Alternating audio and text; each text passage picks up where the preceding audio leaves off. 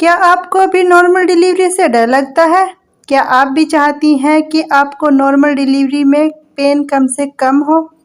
तो चलिए दोस्तों, जानते हैं ऐसे कुछ उपायों के बारे में जिससे आप नॉर्मल डिलीवरी से डरेंगी नहीं। नमस्कार दोस्तों, मैं आपकी दोस्त करुणा आपका स्वागत करती हूं आपके अपने इस YouTube चैनल पर। इससे पहले आपसे रिक्वेस्ट है कि अगर अभी तक आपने हमारा चैनल सब्सक्राइब नहीं किया है तो प्लीज़ चैनल को सब्सक्राइब कर लें। इससे हमें आगे भी वीडियो बनाने के लिए मोटिवेशन मिलेगा और आपकी हेल्प से ये जानकारी और लोगों तक भी पहुंचेगी। दोस्तों, मैं भी उन लेडीज़ों में से हूँ जो शादी से पहले इंजेक्शन के नाम से भी कांप उठती थी। इंजेक्शन का नाम सुनते ही मेरी आधी बीमारी ठीक हो जाया करती थी। जब मैं प्रेग्नेंट हुई तो मुझे सबसे बड़ा डर नॉर्मल डिलीवरी के दर्द को लेकर ही था।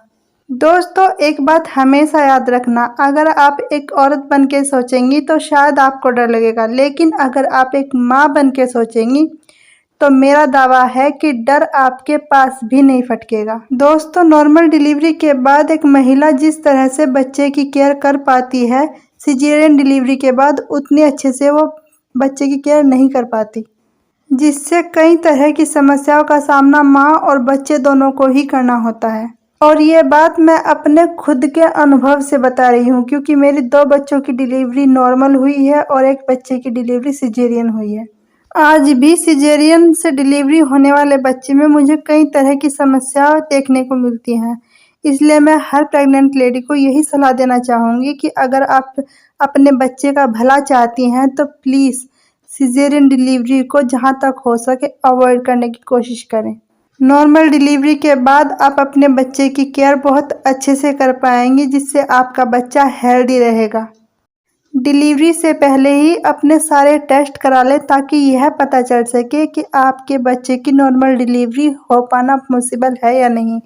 अगर आपकी डॉक्टर आपको कह दे कि 100% सिजेरियन करना ही पड़ेगा, तभी आप सिजेरियन का फैसला लें। अगर आपकी डॉक्टर कहती है कि 5% भी नॉर्मल डिलीवरी हो सकती है तो आप प्लीज़ नॉर्मल डिलीवरी को ही चुनें। दोस्तों, नॉर्मल डिलीवरी के दर्द भी पीरियड के दर्द के जैसे ही होते हैं, बस वो थोड़े से और ज़्यादा बढ़ जाते हैं। दोस्तों, यदि हम बात करें बहुत ज़्यादा तेज़ी से होने वाले दर्द की, तो वह बहुत ही कम समय के लिए होते हैं, कम से कम 5 मिनट और ज़्यादा से ज़्यादा 30 मिनट के ही ये दर्द होते हैं। इस टाइम पर अगर आप अपने बच्चे के बारे में सोचेंगी तो आप इन दर्दों को आराम से सहन कर पाएंगे।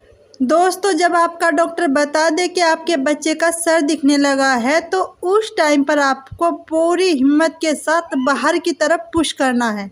अगर आप इस टाइम पर पुश नहीं करती हैं तो आपकी डिलीवरी होने में देर लगती है। और यह ध्यान रखना है कि अगर आप इस टाइम पर हिम्मत हार गई तो आपके बच्चे का सांस घुट सकता है। इसलिए आपको हिम्मत नहीं हारनी है और जितना ज़्यादा हो सके उतना ज़्यादा जोर लगाकर आपको बाहर पुश करना है, बिल्कुल ऐसे जैसे बहुत ज़्यादा कब्ज होने पर आप लैट्रिन करते समय पुश करती हैं। आप देखना दोस्तों, आपकी डिलीवरी 30 मिनट के अंदर अंदर हो जाएगी। लेकिन इस तरह से पुश आपको उस टाइम पर करना है जब आपका डॉक्टर आपको बता दे कि आपके बच्चे का सर दिखने लगा है और आपको बहुत ज़्यादा पसीना और बहुत ज़्यादा दर्द आने लगे और आपके दर्द 15 से 30 सेकंड के बाद आने लगे। दोस्तों, अगर आप इस टाइम पर हिम्मत दिखा देंगी तो मेरी गारंटी है आपको नॉर्मल डिलीवरी ही होगी। दोस्तों, आपने कभी ना कभी सुना होगा कि डिलीवरी के टाइम पर बच्चे के मुंह में गंदा पानी चला गया। ऐसा तभी होता है जब बच्चे का सर बाहर से दिखाई देने लगता है। उस टाइम पर बच्चे का सांस घुटने लगता है, जिसकी वजह से बच्चा सांस नहीं ले पाता और वह मुँह से सांस लेने की कोशिश करता है, जिससे बच्चे के मुंह में गंदा पानी चला जाता है और बच्चे का सांस घुटने लगता है और उसकी जान को भी खतरा हो सकता है। तो अगर आप नॉर्मल डिलीवरी करना चाहती हैं तो प्लीज़ उस टाइम पर हिम्मत ना हारे। आपको सिर्फ इतना सोचना है कि यदि आप हिम्मत हार गई तो आपके बच्चे को तकलीफ़ हो सकती है। अगर आपने इतना सोच लिया तो मैं गारंटी से कह सकती हूँ अपने बच्चे को तकलीफ़ से बचाने के लिए आपका सारा डर 1 सेकंड में दूर हो जाएगा।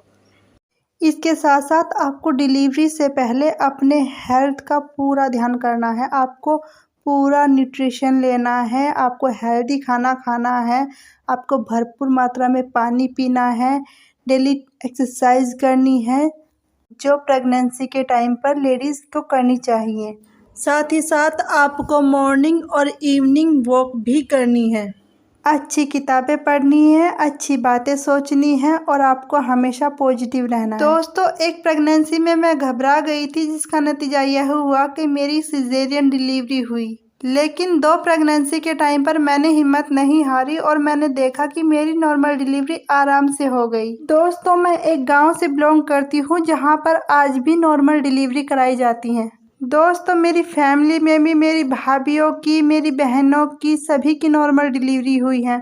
दोस्तों, कहते हैं कि यदि सिजेरियन डिलीवरी से एक बच्चा हुआ हो तो सारे बच्चे फिर सिजेरियन डिलीवरी से ही होते हैं। लेकिन दोस्तों, ये बिल्कुल भी सच नहीं है। मेरी सिजेरियन डिलीवरी के बाद भी नॉर्मल डिलीवरी हुई है, क्योंकि मैंने सिजेरियन डिलीवरी के बाद अपने बच्चे की परेशानियों को देखा, तो मैंने फैसला कर लिया कि मैं अपने दूसरे बच्चे को इन परेशानियों में पड़ने नहीं दूंगी। दोस्तों, अगर आप भी अपने बच्चे के बारे में सोचेंगी तो आपको बिल्कुल डर नहीं लगेगा, और जैसे ही आपका बच्चा आपकी गोद में आएगा, डिलीवरी के टाइम पर हुए सारे दर्द को आप 1 सेकंड में भूल जाएंगी। दोस्तों, अगर आपको यह जानकारी पसंद आई हो और आपको मेरी बातों से थोड़ी सी भी हिम्मत मिली हो तो प्लीज़ चैनल को सब्सक्राइब करें।